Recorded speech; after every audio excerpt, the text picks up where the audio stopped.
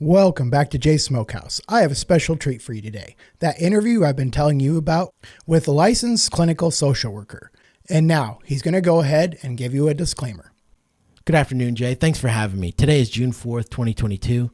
I just want to give a quick disclaimer here. My name is John Keehn, John Keehn.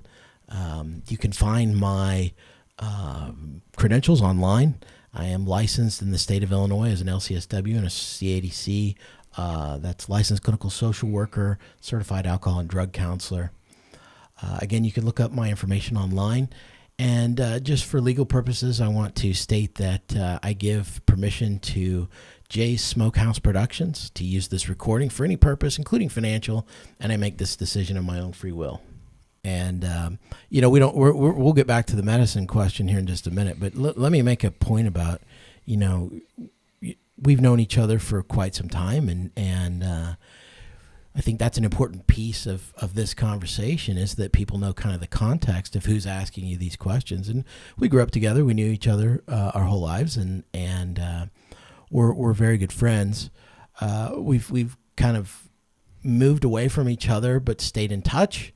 And have maintained a really good friendship throughout the years. And at some point, I went back to college and did my thing, and you're here doing your thing on YouTube, which I think is fantastic, and it's gotten such a good groundswell. I mean, I jokingly refer to you as the Elon Musk of the cannabis world, and I really mean that, though. I mean, you shake your head and you say no, but the truth is that you're really kind of, I think, on the edge of something really momentous here, and I think that this is an important conversation, and I think you need to be part of that dialogue that's happening, and I appreciate the fact that you put a show on that tells people about the truth, the facts, that you're going and doing the research. Tell me about a little bit about your research process. So my research is quite limited, like I said in other videos. That's why I want to do my extended history of cannabis and history shroom series, where I really delve into this research. And so I'll find articles and theories, hypotheses that evolve into theories. I sometimes I will mix these words up, and I do apologize for that in my previous episodes. I'm going to try to do better with that. But I will see these theories, I'll see these studies, and I will read up on them. The real studies that I can find, not those that are like, oh, everyone should be all for weed. Everyone should just be smoking the weed and getting stoned. That kind of stuff. I try to stay away from. I try to find scientific and scientific data backed studies. Absolutely. I think there's a subculture sometimes that springs up around cannabis that's humorous, that's comical, and I think that that realm lends itself to being able to lean into that subject matter a lot. But when you start to take it away from that realm into something very serious, like when you read an article in the New York Times that says, hey, they're using psilocybin, they're microdosing psilocybin with patients to achieve some psychiatric result, you kind of go, oh wow, that really happened. It's amazing that they were able to do that. There's a lot of government red tape that we know surrounds the research related to psilocybin and cannabis, that it's not easy to even do the research to begin with, but we do have an emerging body of knowledge. I mean, as beautifully demonstrated on the posters behind you, that we're gaining information about this thing that we thought we knew a lot about, but we're still learning about. Yes, absolutely. And I'm really glad that you mentioned these posters so really quickly. And I've had these posters even before these guys were sponsors, but CannabisEducationPosters.com, they graciously sponsored me very early on. I mean, I only had a couple hundred subscribers, and I've already doubled that now that I've had them behind me, and people are asking them about them all over the place. And you can get them on discount with a promo code, and I'll have that all in the description. I don't want to go into this too much because I don't want to detract away from the interview here. But I do want you guys to know I really do support these. They're really great, and they're really great for conversation pieces and actually helping to educate people. And I think they're really great for dispensaries. But anyway, if you're interested, you can see in the description promo code for a discount and everything. But yes, on these, you have the endocannabinoid system, the endocannabinoids, which were both discovered first in the early 90s. And you think about how much time has passed since then, 30 plus years. Yeah. That's crazy to me.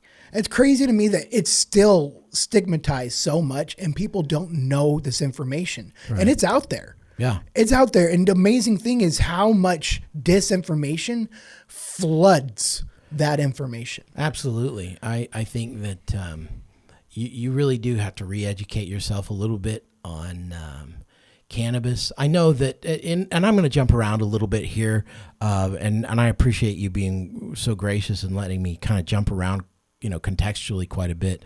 But I remember working as a drug counselor, and I remember in the state of Illinois, doing drug counseling, and some of those clients were there for cannabis related issues and addiction issues.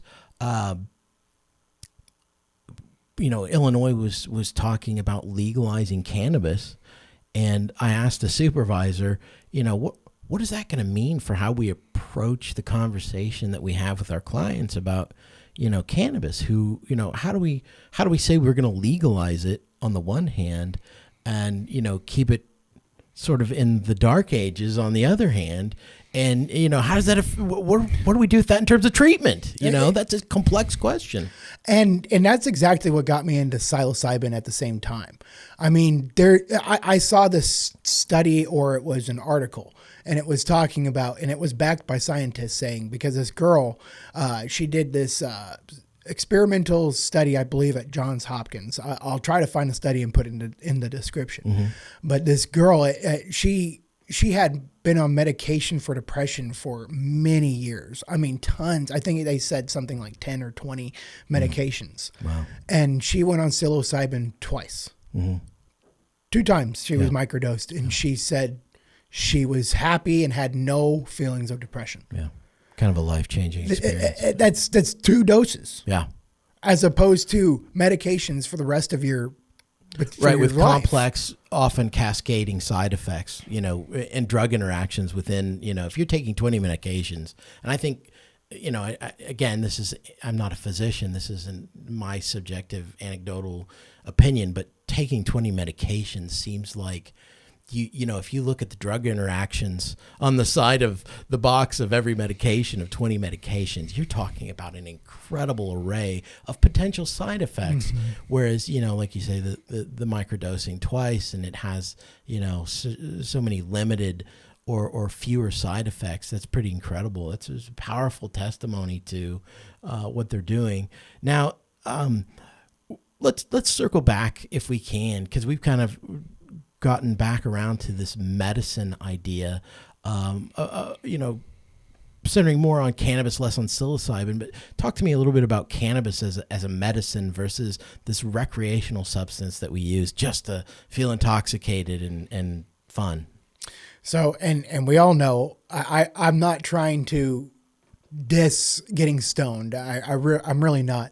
It is fun. It's very enjoyable. I still do it quite often when I'm around friends, but when I'm alone, I'm wanting to medicate. I'm not wanting to be stoned. But that's just, that's my personal, that's my wanting to use medical cannabis. And so that's my main focus. So the difference is, flooding your receptors with as many cannabinoids as you can, as much THC as you can, and just trying to get as stoned as you can. And what that helps is it gives you a little bit of a disassociative effects. Right. I mean, you still think about these things, but it allows you to turn on a movie and you can only think about that movie. It aids you in that. Right. And for someone like me that has so many thoughts going on when I'm sober, and, I've gotten it under control compared to when I had, 60, 70 thoughts at once. Sure. But it's still exhausting. I mean, I get exhausted just from the pacing that I do. And I think Sure. this is one thing that sparked the idea of doing this interview, I think, was when we were talking about the pacing that I do with my anxiety, Right. with the PTSD of my issues of thinking so much about all that stuff. Yeah. And when I took the first edible butter that actually worked on me, because Right. I had been taking edibles and Yeah. it didn't work. So I made some very powerful butter and it worked. Yeah. And for the first time, I mean, even more so than smoking, my body stopped. It stopped moving without me telling it to stop Right. moving.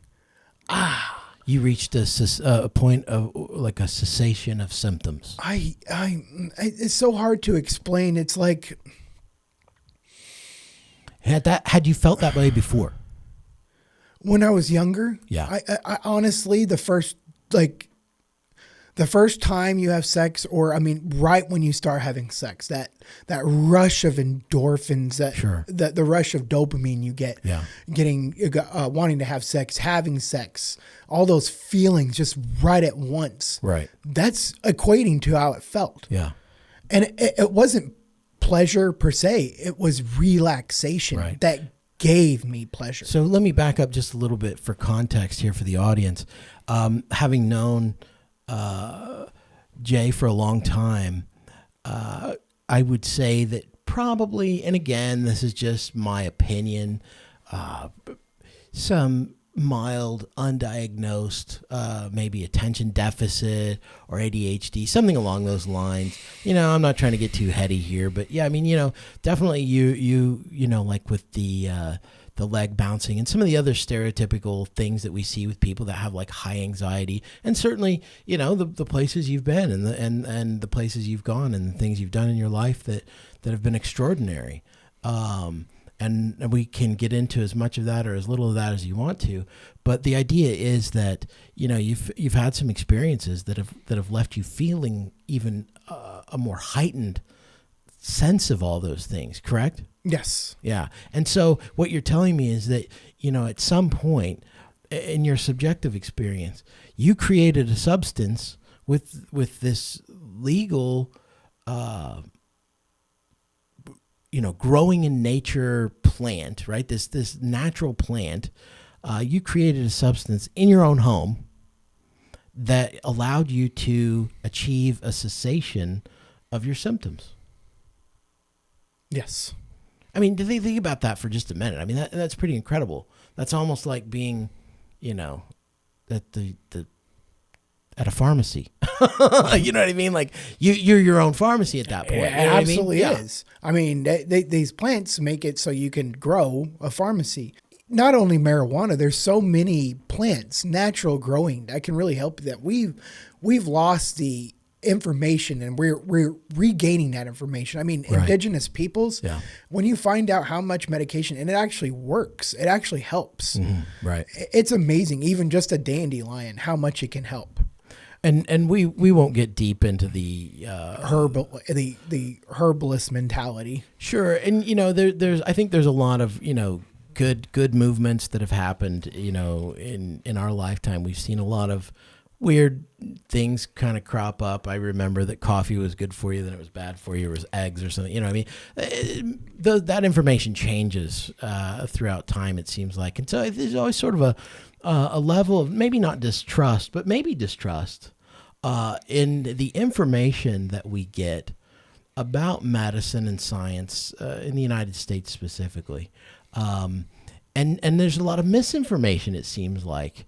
How do we differentiate the misinformation that we have about cannabis from the facts? I mean, where do we draw the line of who is the authority on fact versus fiction as it relates to cannabis in the United States?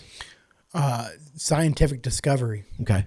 And taking it off Schedule 1 is a big thing. It would open up research. Yeah, I mean, federally, you can't do much research. Right. I think it's the University of Mississippi is the only approved place to grow federally for research. Oh, yeah, it's very complicated. It's a very, like we said, sort of separated by a lot of red tape. And what I mean by that is that there's a lot of government regulations that go into making it really difficult to do research on cannabis. I think in part because they don't want to be wrong, maybe, or you've covered this brilliantly in your history series about the history especially in the United States as it relates to how it was received and then scheduled and made illegal. It seems like we're turning a corner. Can we talk a little bit about where you see the future of cannabis heading in the United States? Where I see it and where I hope might differ a little bit. Okay. But I'll try to merge them right now. Sure. I hope and I see it being legalized within 5 years. When you say legalized, do you mean, I'm sorry to interrupt, but do you mean at the state level or the federal? Federal, okay. Federal, hopefully all the states. Sometimes there are states that will lag behind.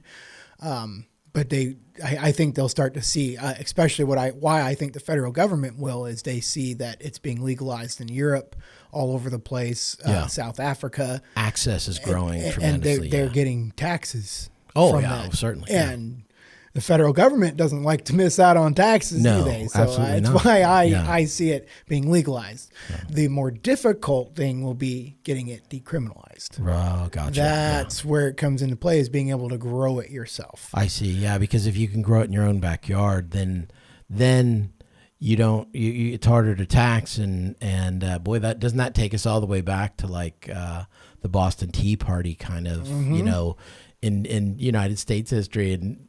In an odd way, full circle way. A whole country getting pissed off because of a 3% tax, and now look where we are. Yeah.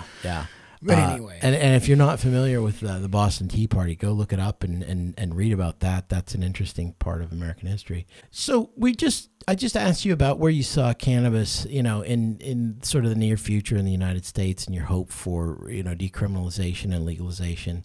Definitely, I know that you're passionate about those two things. So I guess I kind of have a follow-up to that, which is, how do people promote this idea without sounding like, the lunatic fringe of, the pot promoters? Well, one thing is having an educated look instead of just spewing. One thing is when I was talking about, and I love the reference to Dazed and Confused when he's talking about George Washington growing cannabis, and everyone, when I was talking about George Washington growing cannabis and giving the actual reasons, people were just pointing out Dazed and Confused, and I was like, that's funny, but he's also talking about George Washington being an ambassador to aliens, and so I just don't see that as the best way to reach someone who might be against cannabis, because they just see it as the stereotypical stoner, right? And that's where I think you need to try to move away from, which The stoner movement really has helped in a way in certain aspects. I'm not trying to diss it. I have friends that can be put into that category, and most of them are very brilliant. Not trying to say that they're not brilliant. It's just perceived that way. Sure. And so that is why I started my channel. Truthfully, I saw myself as a bridge between that community and, let's say, more of a professional community, or a what's the word I'm looking for? Educational background. Sure, yeah. And absolutely. so just to have more of an educated look, more of a professional look on to lend cannabis, some legitimacy to the and so you're not instantly turned off. I don't light up on here, and I think that stigma that is in people against cannabis. Sure. When they see someone light up immediately, I mean, they've already made a decision. Sure. And that's where I see it as counterproductive.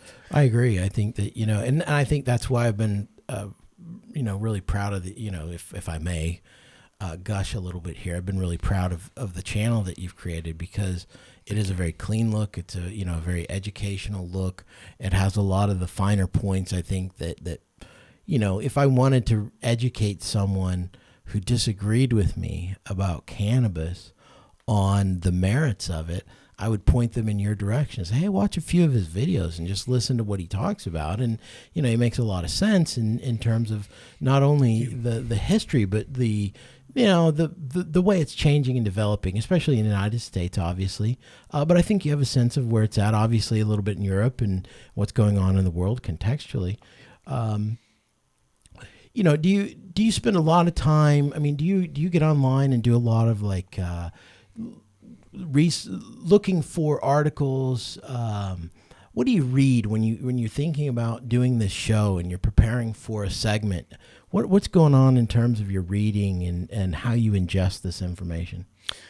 So, one way I get I get ideas for these videos is I do a lot of research on Reddit, and I'm not academic research or anything, but that's where I get a lot of my ideas for materials. I just look at questions people are asking. Undoubtedly, as an aggregate, it's a wonderful source for just sort of like a populist just the normal aggregate, people. It's you get an idea. You see a lot of the questions in the comments that people are leaving. You get a general idea of what and it's truly worldwide. I mean, you get people from all over the world on Reddit. Oh, for sure. And I mean, it's an unforgiving community. It truly is. But I really do enjoy it. Do you think the internet has played a big part in the sort of the way that we've reshaped our thinking about cannabis? Oh, yes. Yeah. I mean, you think about Joe Rogan, and he doesn't talk about cannabis every single day. He doesn't talk about cannabis every single podcast. But when he does, I mean, he talks about it in a much more professional way. Yeah.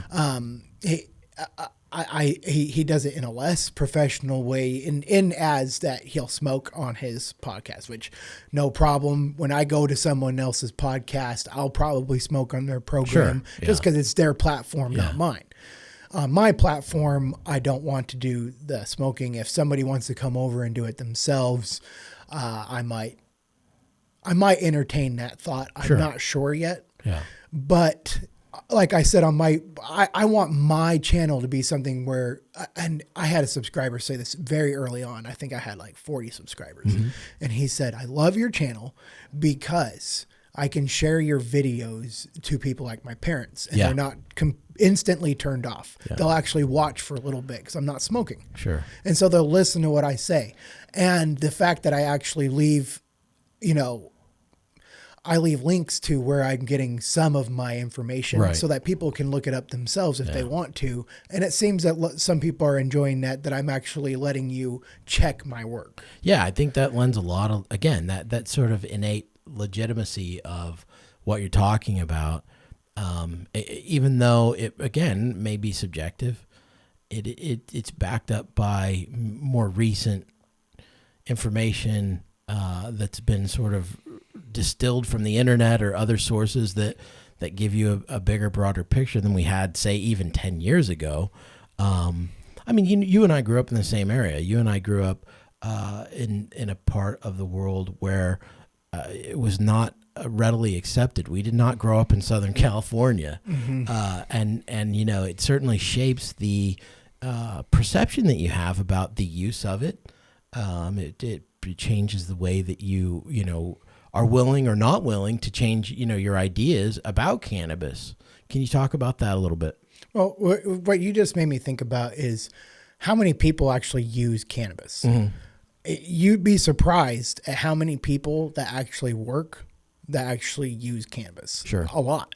And they're not getting like truly stoned. I mean, when your mind is going 100 miles an hour, it's really just slowing you down and allowing you to focus on something. Yeah.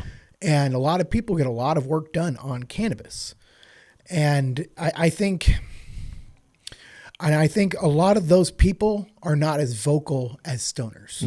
Yeah. And so what society that isn't in the cannabis community, what they're seeing is, the people on live videos on Instagram, on YouTube, on all these social media platforms lighting up. And I get why they do it. They're doing it. Some of them do it so that you can see that they're not really changing much when they're smoking. But some people do it a little bit much and they don't realize that they're being a little bit goofier than they think. Right. And that does, in terms of acceptance, how people perceive cannabis and their willingness to accept it as an idea or, accept the ideas of decriminalization and legalization for sure. Yeah. And I mean, I'm not trying to knock it. It is enjoyable, but to do it all the time like you would medicinally. I see it as actually having some, negative effects on some people, not everyone. Right. I mean, so it's about tolerance and such. And Sure. some people do really well with tolerance breaks, and some people are like me where they just microdose rather than tolerance break. And so they can really get it on even keel and realize that if you change up your cannabinoids enough, the cannabinoid makeups and terpenes, it can really affect how that high affects you and Absolutely. give you a new, like a fresh feeling.